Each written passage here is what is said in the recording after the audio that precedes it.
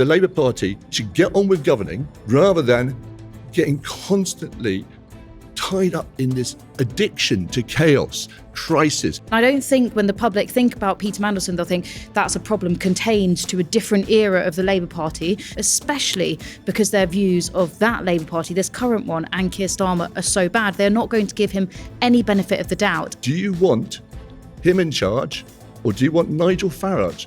You will never persuade me to just suck up the depredations of a Labour government in order to prevent the incursions of the far right, because I look at the Labour government and they quite often are mimicking Nigel Farage. I will never take that. Do you think this will finish Starmer off?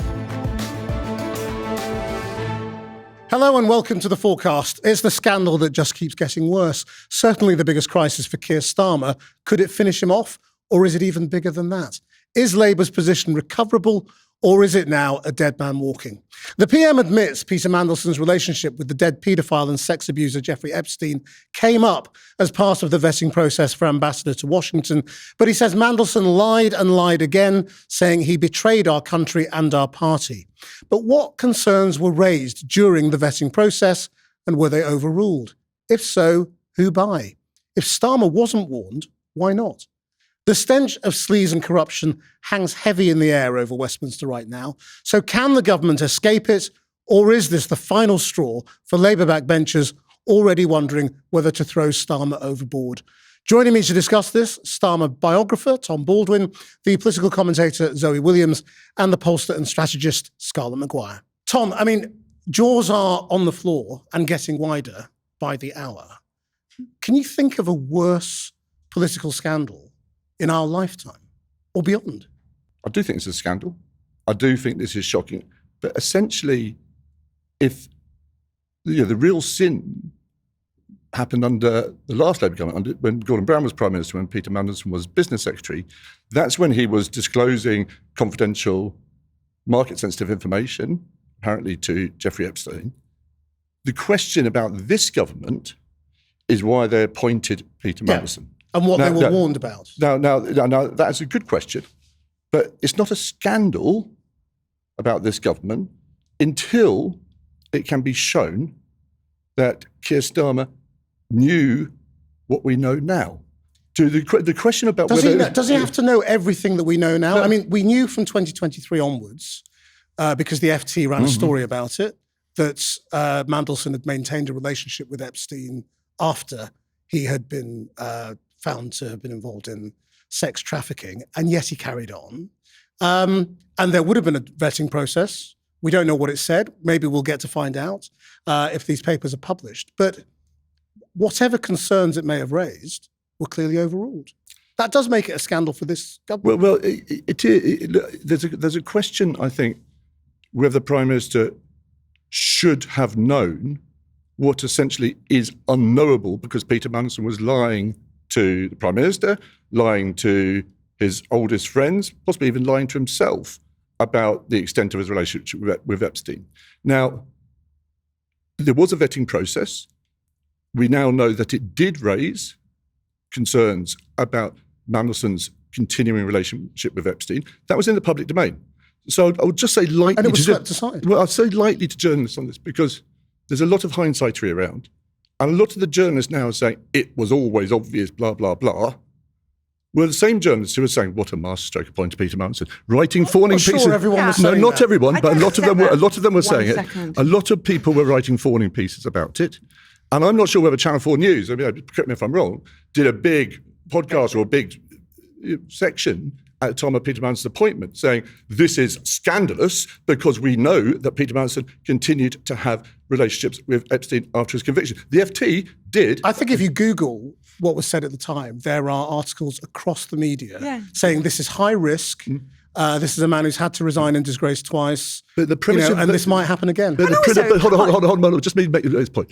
The premise that this was a scandal because it was known that Peter Mandelson continued to have relationships with Jeffrey Epstein after his conviction. That was known to the media at the time of Peter Mandelson's appointment. Were the media calling it a scandal then? Yeah, I No, was. they weren't. Actually. They weren't saying it was a scandal. Okay, I did. it was some I honourable did. exceptions. No, come on. That's the You weakest. were Channel 4 News. That's wasn't it? genuinely the weakest argument I've ever heard you make. Oh, come on, you've heard me do some bad ones. Because some people in the media didn't put their money where their mouth was 2 years ago. Therefore, nobody's got a leg to stand on now, and this isn't a scandal. That doesn't even make logical sense, Tom. And you know it's not true. The logic is this: that for this to be the biggest scandal of our lifetime, Oh, okay, fine. right? I mean, if we're going to be the quibble biggest about scandal of that, our lifetime, it is that the premise of that is we know that Downing Street and Keir Starmer knew about Mandelson's continuing links with Epstein after his conviction.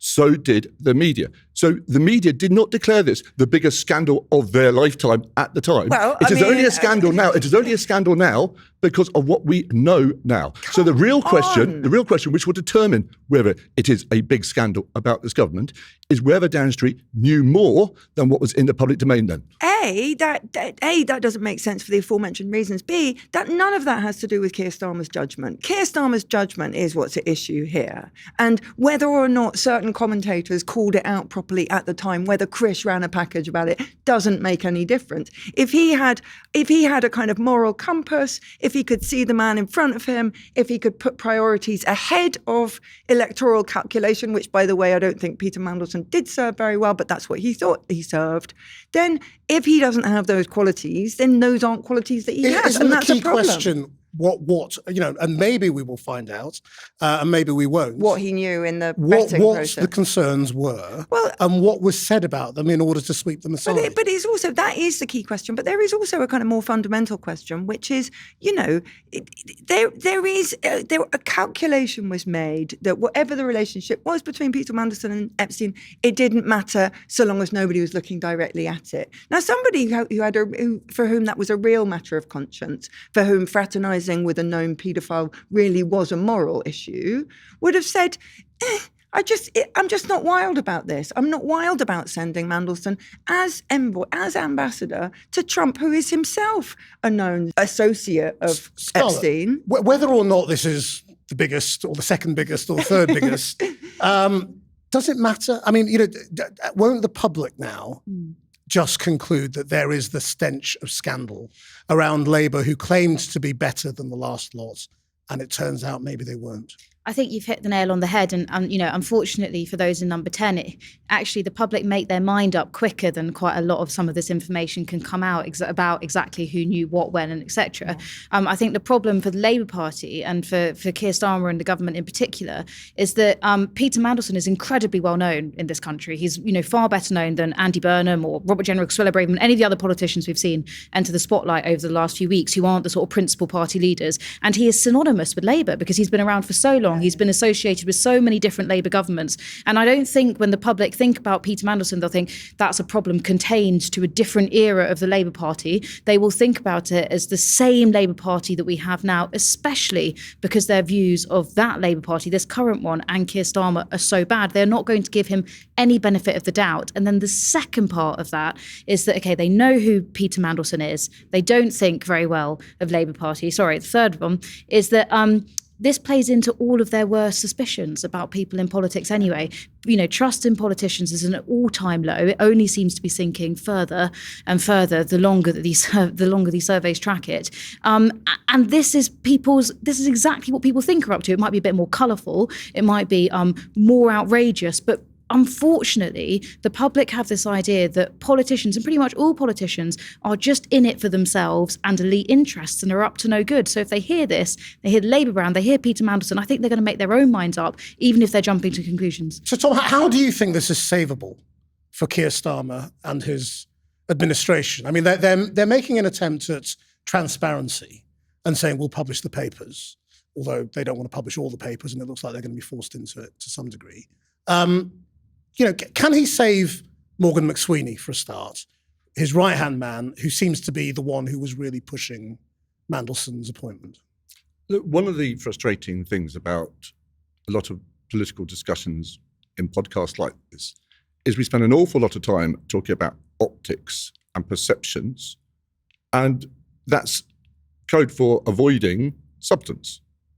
And one of the reasons why I think people are actually alienated by politics is it's an endless discussion about who's up and who's down, what people think about, what this focus group says, rather than actually outcomes for them in their real lives. No, but McSweeney is about substance because he is the core of this government. So as I say, there are genuine questions which need to be answered about what Downing Street and what Keir Starmer knew prior to Peter Mandelson's appointment. If they knew what was already in the public domain, but no more, then those same questions should be answered by the BBC, who thought that Peter Mandelson was the right choice to be the eminence grise fronting their election coverage in 2024. If they knew more than what was in the public eye at the time, which you have to assume is the case. Why? Because they're the security services? I have limited understanding of the vetting process, but what they will do is they will go through everything that's in the public domain, and then they will sit down with the person they're vetting and say, is there anything else we need to know? What about this relationship with Epstein?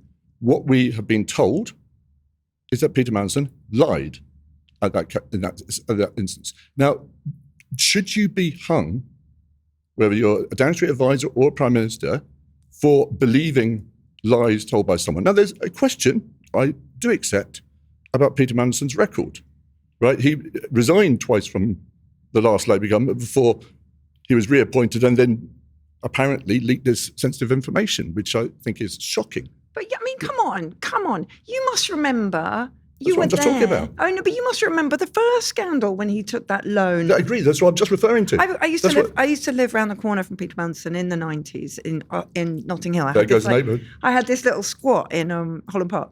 Anyway, you'd walk past him every day. Everybody in the press was saying, this man is toast. He's not honest. He takes loans. That's not how Labour politicians are supposed. We were promised something different. It was 97. We were promised a better kind of person. And the Prince of Darkness was just dodgy. And everybody said, he's not going to last. And he would come out and stretch on his front doorstep and pick up his newspaper. And I kept passing him thinking, he doesn't look like a man who's taken this seriously. And he doesn't look like a man who's not going to last. Now, the problem with Peter Mandelson is complete impunity.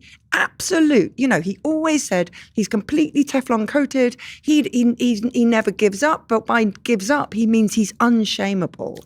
And everybody knew that. So why are we sitting here having this argument about whether Keir did the right thing or the wrong thing about a vetting meeting? Well, my question to Tom, it was really obvious what kind of man we were dealing with. You've put a case as to why it shouldn't be pointed at Starmer and Downing Street. But given what Scarlett has said about public opinion, and it seems blindingly obvious as well how public opinion is going to go on this, the question is how can he escape this? What should he do? Well, I think what he's done this week, in terms of he's moved relatively speedily. I mean, you can argue he could have done some things faster, but in terms of, Peter Mandelson, getting Peter Mandelson out of the Labour Party, getting Peter Mandelson out of the House of Lords, stripping Peter Mandelson of his peerage, stripping Peter Mandelson of his membership of the Privy Council. I mean, all these things are being done. It's right that there's now an investigation into what was known in that vetting process. That seems to me the substantial issue here. And we can talk forever about perceptions and optics, but what the government has to do now is get to the bottom of what was known and let the public know what was known. Now, the point I'm making about... But how do you stop the public blaming the government and say, and jumping to all those conclusions that Scarlett is talking about, that they're all in it for themselves and they're all as bad as each other, when we're going to have investigation after investigation, possibly police investigation, possible criminal case. I mean, this is going to go on forever now. It's a good piece of advice, I think, in general, for the media, for government, for anyone in public life, to try and establish facts and stick to facts and try and do substance rather than take decisions on the basis of optics. Oh, now, you keep on saying the word optics as though this is just, we're all just being silly and worrying about what things look like. I'm not worrying about what things look like. I'm worrying about somebody who told a known paedophile and sex offender its secrets about the British state, which were deleterious to this nation. If they had known that then, time. If they'd known that then... Let me finish my point. I'm not talking about optics. I am talking about an immoral man who did not care about the victims of Epstein and did not care about the British national interest. I am talking about a man whose morality has been in question for years, and I am talking about a party that now is like, oh my goodness, I cannot believe Peter lied to my face. Do you think it's possible, Scarlett, to separate Come on. the sins of Peter Mandelson from what Tom argues may be the much lesser sins of this administration?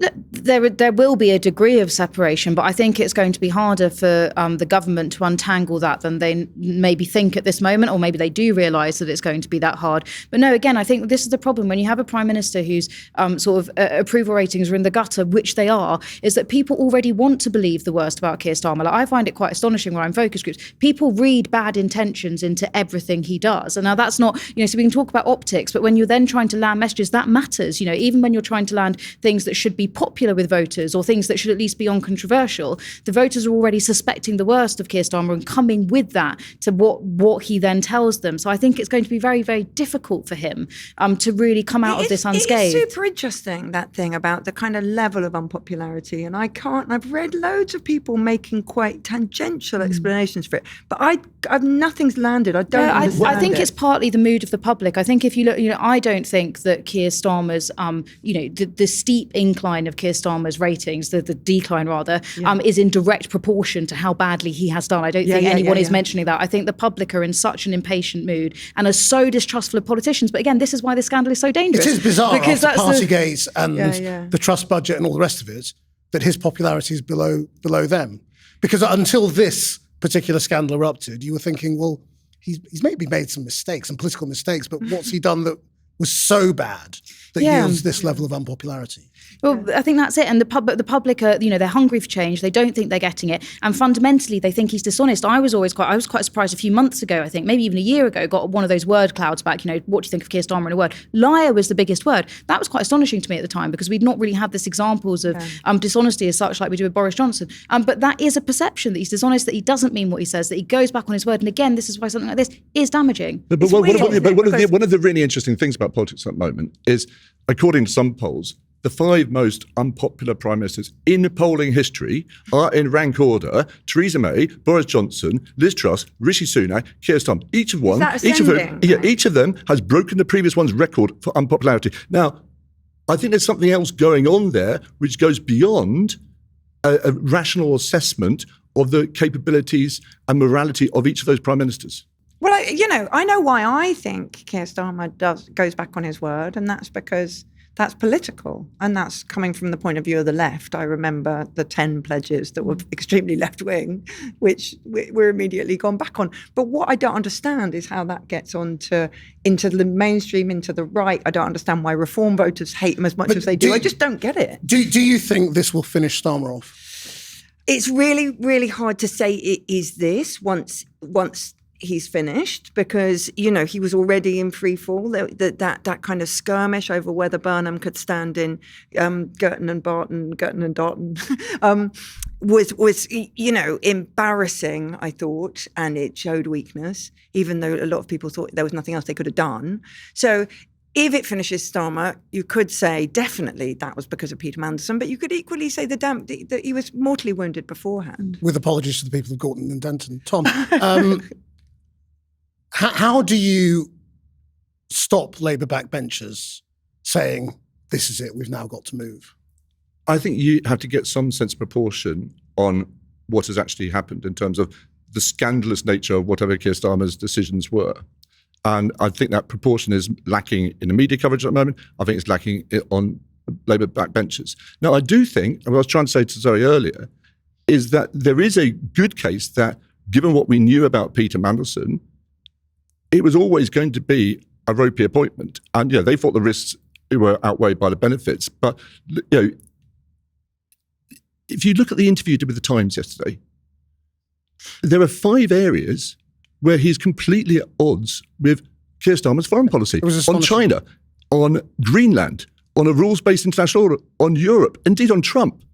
And Peter Mandelson started doing this even before he was sacked. He did a speech at Ditchley Park where he basically praised Donald Trump's bombing of Iran. That's not Keir Starmer's policy. So for the ambassador to the United States pursuing his own foreign policy in his usual arrogant, high-handed, vain way, seems to me that I think his ambassadorship would be untenable even without Epstein. So in that sense, it was a bad appointment. I agree with you, it's a bad appointment. What I don't agree is that we should be saying this is the worst ever scandal around Keir Starmer to afflict any Prime Minister ever, when we actually don't know the facts I don't yet. think anyone's saying and also, what Keir Starmer has done is the worst scandal, of our lifetime. I think people are saying that what Mandelson has done is the biggest scandal. And in the last Labour government. But also, that anyone can remember. And the point is, it's almost impossible to stop that infecting Keir Starmer, even if Keir Starmer's sins are relatively small. But also, I don't think it's right to stop it infecting Keir Starmer. And I just explain why I say that. When those of us who said when Mandelson was appointed, this appointment stinks, were told, grow up, because we need a good relationship with Trump. And the implication was only Mandelson is sycophantic enough to give Trump the treatment that he requires, right? Which I believe is true. I'm sure nobody else is as sycophantic as Peter Mandelson, and I'm sure nobody else cozies up to somebody whose values are so completely disgusting in such a convincing way. I can't think of anybody else in Labour who could. But can I just say, if anybody in this circumstance had some absolute values, like I don't want a sycophantic relationship with somebody who's kind of skirting quite close to fascism already. I don't want that relationship with the US, even though historically that's the relationship we've had. If anybody had any absolute values here, then this wouldn't have happened. I don't think you can have absolute values there. But Tom, it's a diplomatic relationship. At some point you say, I don't want a sycophantic relationship. You don't have a sycophantic relationship with Russia because you disapprove of its leader. Right? Sorry, I agree. Putting a narcissist obsessed by wealth and power into current Washington DC, was a bad idea. It was like putting a sort of a child addicted to chocolate into a sweet shop, right? So it was a bad idea. I agree. Yeah, but that wasn't our idea. That's not Keir Starmer's fault. But what you're doing is you're then jumping from there to some fundamental moral judgment. You're saying you don't want to have a relationship with the United States. No, I'm not saying no relationship. If we want liberal democracy to be sustained in Europe, we have to have American security guarantees. That's why we need to work I'm not having you Trump. Misrepresent my point like that. I did not say no relationship with America, but I just said not a relationship which is so sycophantic that only one man in the country can do it. I think there's a slight side issue as to what our relationship should be. I mean, the government set a direction and decided it's not a side what issue it was going to be. if you believe in anything. The question listening to you, Tom, it's a bit like you're saying it's so unfair. No. And maybe it is. I haven't said that, used that phrase once. No, I know you haven't, but that's the impression I'm getting. All I'm saying is we should stick to facts and substance. The facts are that what Keir Starmer did wasn't that bad. And there's more facts to be disclosed. So let's wait for those facts. My question to you is really that, isn't it obvious that the scale of the Mandelson scandal is so big that it taints the Labour brand? That is almost inescapable for Keir Starmer. And Labour backbenchers will say, we need to do something dramatic to get out of this hole, because we can't just hope that people will listen to people like Tom Baldwin and say, get a sense of perspective. Well, I think there are valid criticisms of Keir Starmer in appointing Peter Mandelson. I don't think, myself, it's a valid criticism to say he should have known what was essentially unknowable because Peter Mandelson was lying. Right? So I'm happy to have a discussion about what is a valid argument that Peter Mandelson was always going to be a risk. It was always going to go wrong. Everything he's ever done in public life has gone wrong, and therefore it was a bad appointment. I just think it's nuts to say he should have known everything that he now knows when essentially it was unknown. I think that's not the point. Nobody's saying that. Isn't the point that... Then you revert to optics. And it's not about optics. It's about the political realities that you've already got an incredibly unpopular prime minister. You've already got a party that was thinking of getting rid of him. Campaigns well underway in more than one corner. And now this, which just hangs over the Labour Party brand. You know, how are you going to stop backbenchers, or how do you think they should stop backbenchers saying we just need to act now to stop the rot and change the story and give people somebody new to focus on? I think the argument that I'd be making is we're 18 months into a 5-year parliament. Labour has a working majority of 160. what really matters to people is actually not the vetting process in Downing Street for this ambassador or that person. It's not which advisor is up and which advisor is down. It's not who leaked what to whom. It's not what the lobby think is the important political story of the day. It's actually what's happening in schools, what's happening in hospitals, what's happening in the economy, and what's happening in the world. And this is a really dangerous, fragile moment for the world. It is really, I'm scared. And the idea that the Labour Party goes back staring at its navel, but think about a leadership contest because Andy Burnham wants to be an MP or something like that. It's nuts, right? They should get on with governing. They should get on with the really hard yards of actually trying to bring change to real people's lives in a real way, rather than getting constantly tied up in this inside Westminster addiction to chaos, crisis, this idea that we have to change Prime Minister every year or 2 years because the lobby says so. It's one of the reasons why people hate politics and feel alienated by politics, because it's just about politicians, not about their lives.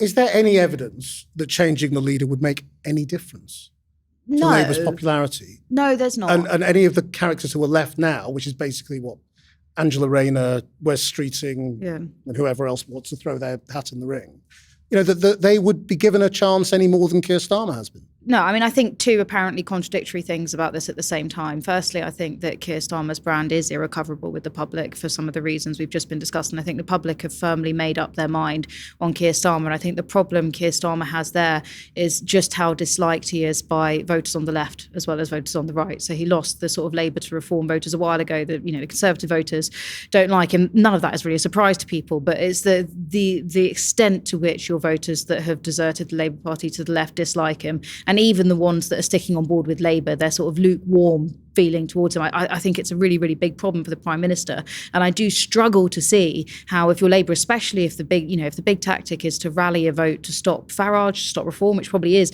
as things look at the moment, the best tactic that Labour could come up with, that it's really difficult to rally behind someone, rally people behind someone who's so unpopular. You're off to a really hard start. And but that being said, there's no evidence anyone would do any better. Tom's already mentioned how the last few prime ministers have fared and the fact that each one of them have seen similar falls in ratings. I do think it is difficult to see how anyone survives contact with the electorate, especially in this very difficult position that Labour are in and all the different people they have to try and keep happy, and the state the country in. It's a really, really difficult job.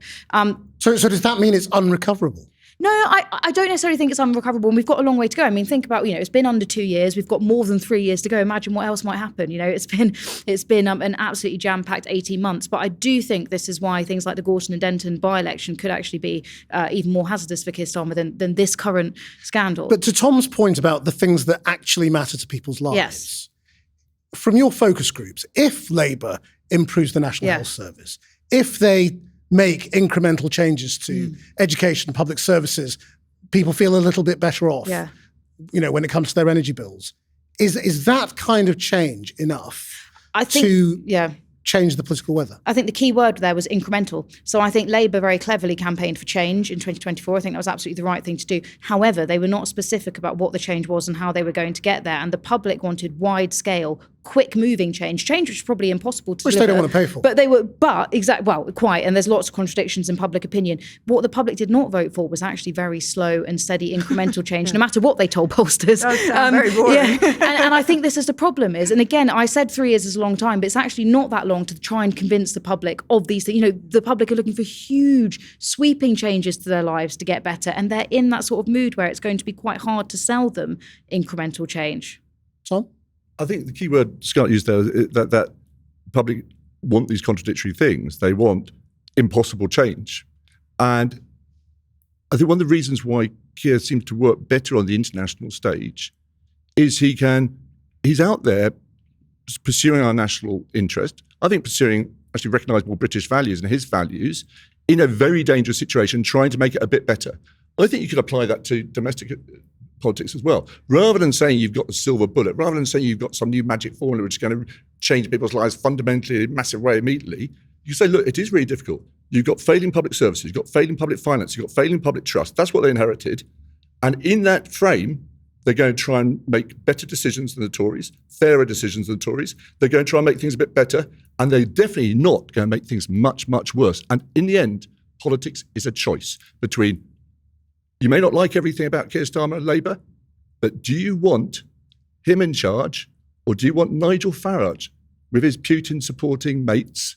That's the in point, charge? isn't it, Zoe? But come on, every time you jump up and down on Keir Starmer's on Keir Starmer's grave. aren't you actually just helping put Nigel Farage I was into actually power? trying to put myself on mute in real life just then, just because I was so desperate to jump in. Look, this argument doesn't work. We had this argument in September when Angela Rayner had a huge scandal, and you were saying, take your medicine.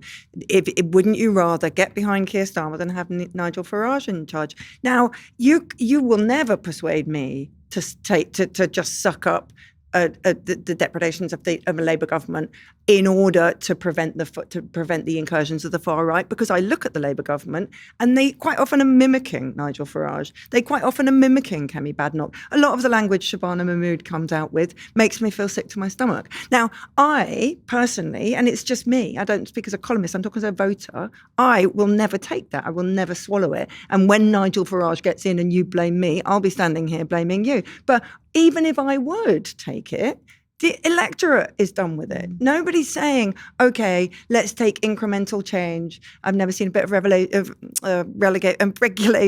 that I don't want to add to Starmer. Let's take that over because the far right is more of a threat. People are done with that kind of logic. And they're going to go Zach Polanski. They just are. Well, I would just say that Zoe does sound like an awful lot of the voters that get on the left of the spectrum in my focus groups. I thought you were going to say an awful person. No, not at all.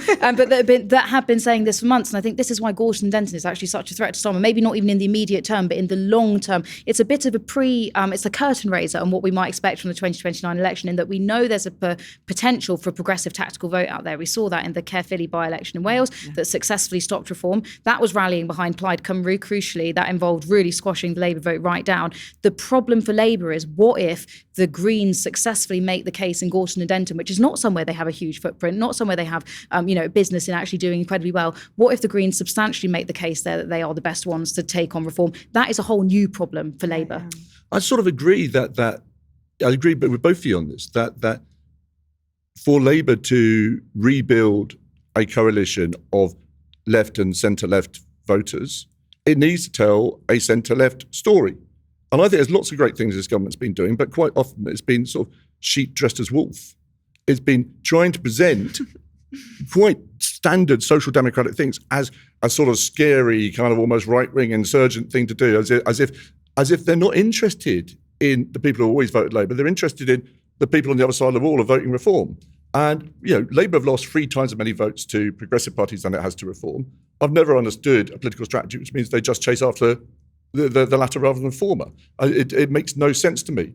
And so I think there's an absence of a story about the Prime Minister, there's an absence of a story about the government, about the country and the world, which would help join all the bullet points, join the dots of the policies that they're doing. They need to tell a story about where we're trying to go, what we're trying to do, which will allow people to make that choice between them and the really scary prospect of the kind of populist far-right government we've never seen before in this country.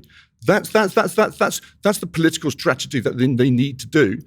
There has been far too much time doing immigration announcements to make themselves look a bit like reform or trying to contest that same territory. I don't think it's doing them any good. I think it's doing them harm. And do you think they can ultimately separate Mandelson from the Labour brand?